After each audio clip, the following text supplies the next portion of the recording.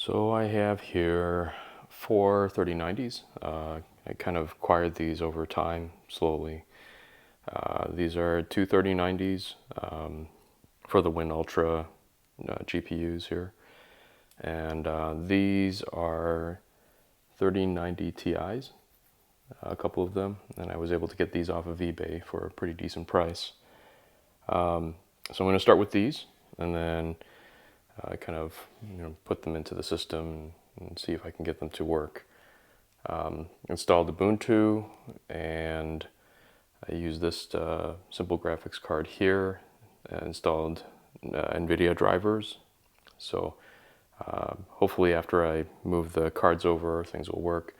I took the Optane drive, used kind of the mounting hardware that came with the case, or this case, and then was kind of able to attach it a little bit underneath here, and then kind of run the cables.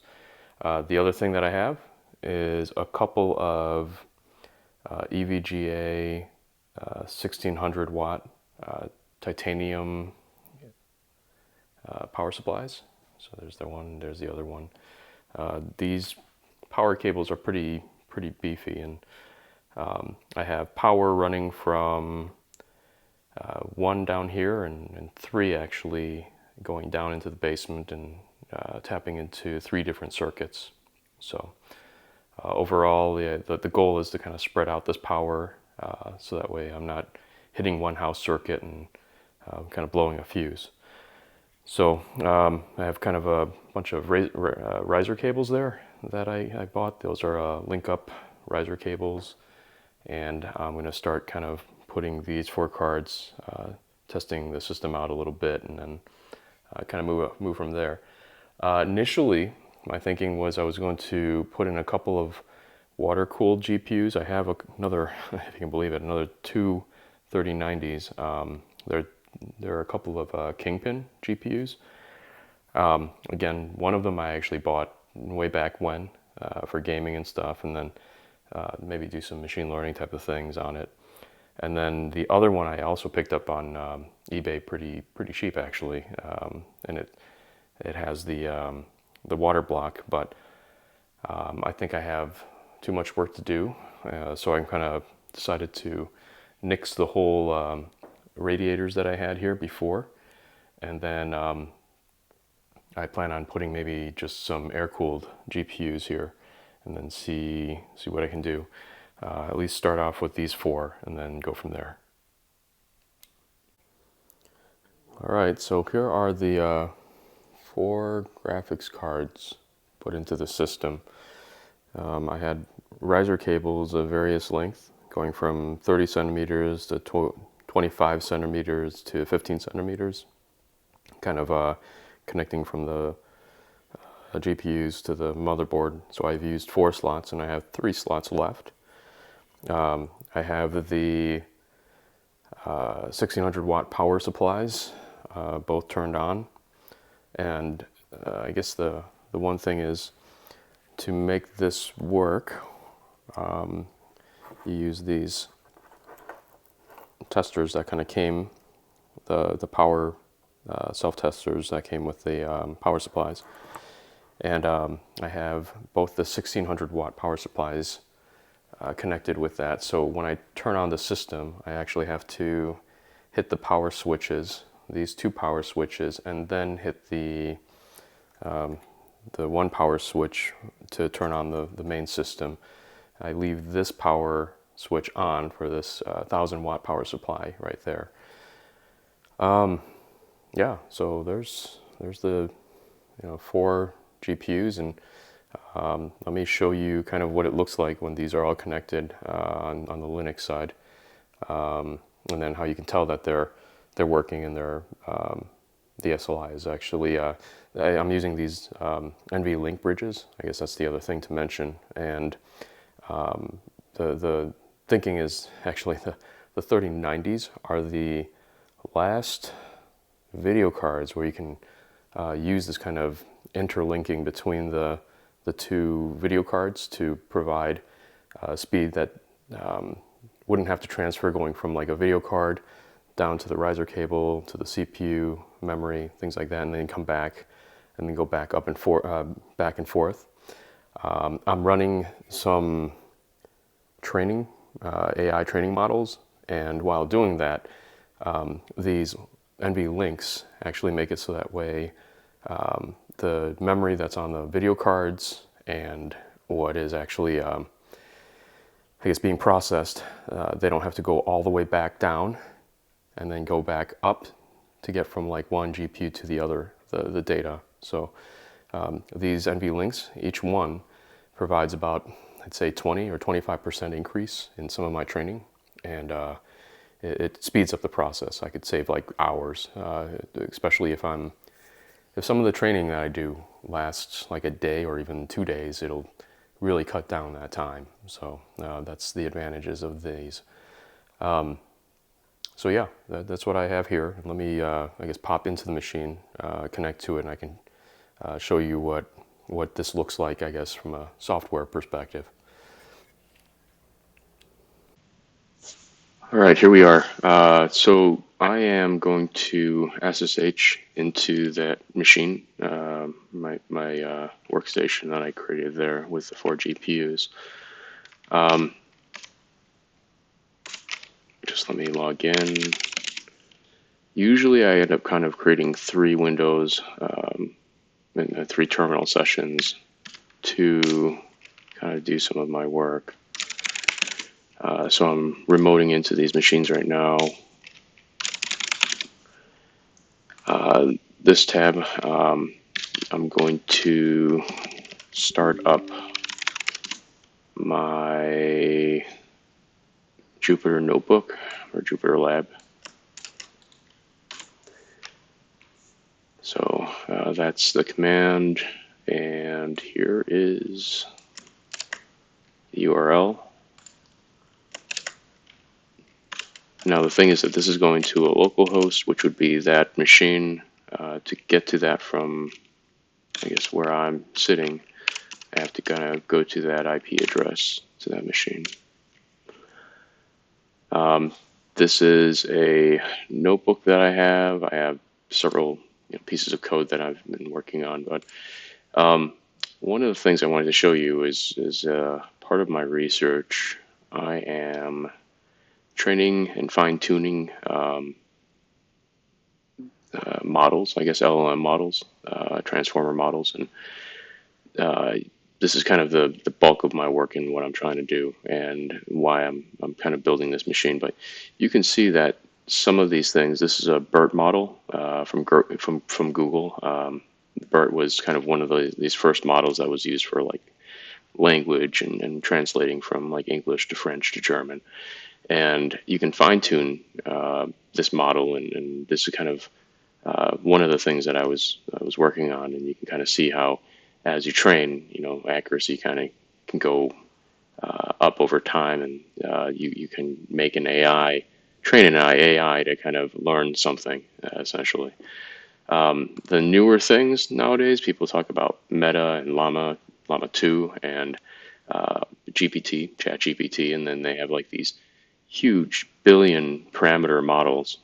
BERT, I think this model has, I think I ended up showing the model. Let's see if I can find it here. Maybe I don't show it, but it has around 100 million parameters, and then the Meta and GPT, they have billions and billions of parameters, and the parameters are kind of essentially the words that you've taught the AI model. Going back to my machine, I started up, I guess, the Jupyter lab and Jupyter notebook, but one of the other things that I do is there's a command where you can look at the connectivity, and if you do this nvidia-smi command, you can kind of see here. You can see that there's 4 GPUs, 1, 2, 3, 4. These are the 3090 Ti's, and then here is the 3090s. So if you looked at the the setup I have, you can see that there's like the left two GPUs and then the right two GPUs. They're linked together. Usually when you're running like this kind of code, you'll see here a bunch of code being run, like executing in memory. And here you'll actually see memory kind of, you can see here, there's this 24,000 megs, which is 24 gigs. And each of these GPUs, they have about 24 gigs that you can use on them. And you'll see this kind of increase in size of how much memory you're using from each of those GPUs. And then you can also see how much power that you're increasing. Each of these have about 420 for just the 3090s and 450 for the 3090 Ti's. And you can kind of, at some point, as things are running, see how much watts you're pulling from the wall. The other command to see if you're linking is, let's see if I can find it. There is a command that you can run, this one right here, where let me run this other command and then run this one, and then see if I can kind of show more. So what you can see here is it describes here, this kind of shows you the topology of the cards, and you can see NV number, and it tells you that there is bonding of GPUs using NVLinks. So those would be the NVLinks. So you can see here GPU 0, which is one of the 3090s, and then GPU 2, which is the other 3090. GPU 0, GPU 2. There is actually an NVLink that's between them. And then similarly, you can see here GPU 1 and 3, 1 and 3. There is also another link, right? So this kind of also shows you when you're using your riser cables and you're going from GPU to GPU, how do they traverse each other? So like GPU 3 talking to GPU 0, you're using the system to communicate. So the data flow is going between between GPU 0 and 1, since there's no link between the TIs and the 3090s, you can see that it's actually using the system. So you're the system bus, which would be the PCIe cables. Here you can see that you're using the NVLinks. If you traverse going from GPU 0 and 2, 0 and 2 are the two 3090s, and they're linked. So this is where you get that kind of efficiency. You don't have to go through the system bus, but instead you're going through the NVLink connections that you have. And what I kind of labored over and had to try is kind of seeing whether or not I can get this to set up and work. And this is exciting to see, right? Where you got 4 GPUs and you successfully NVLink them, and then you can run and see memory being used and watts being pulled from the wall into the GPUs.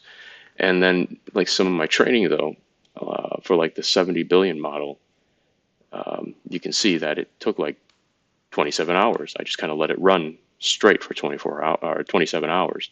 So more than a day. And kind of then I get my results here, and I end up getting this inference or a model that I can use. And what I'm doing as part of my research is try to figure out if you can take a look at text and figure out if it's like social media, if it's fake or real, like a machine generated, AI generated text or human generated text. So that's kind of what this model creation is attempting to do, and bulk of my research and what I'm trying to do.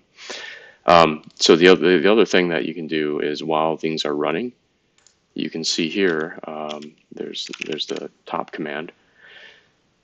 Here's the 512 gigs of memory, and you can see here this is a lot of it is free, like 477 or maybe around 470 or so gigs, and you have about 2 gigs that are used. So maybe it's more like 500 510 gigs are free.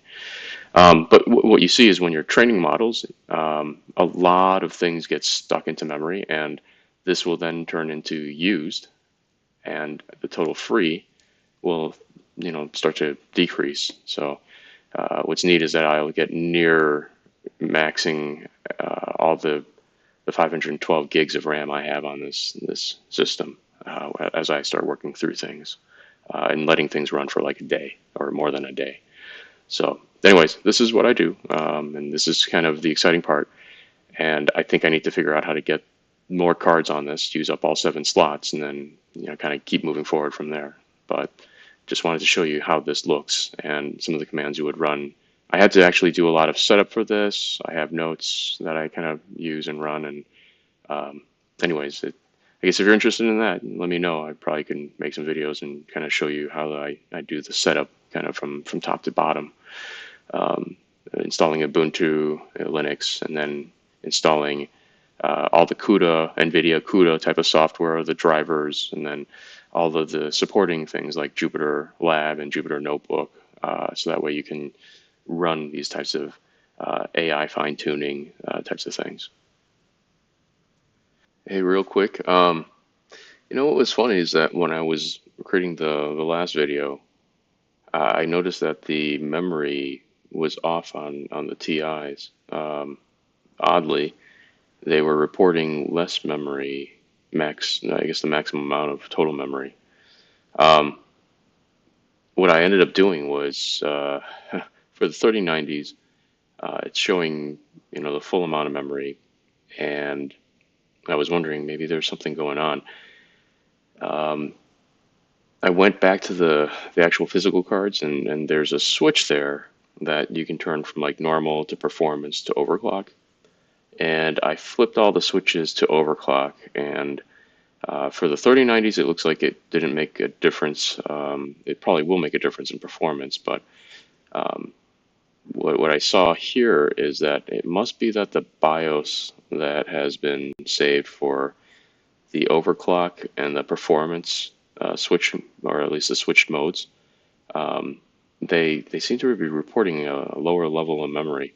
So the overclock, I guess maybe it was never updated, maybe from the factory, who knows. It seems to be showing all the memory, so I probably may need to take these cards and then probably update them.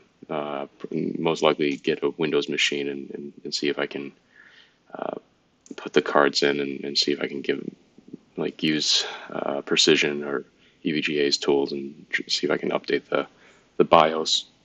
Or not the BIOS, but the firmware on the video cards. It's pretty peculiar that the firmware was actually reporting less memory. But anyways, I think I'm happy that I saw this, because now I can fully utilize the 24 gigs of memory on each card.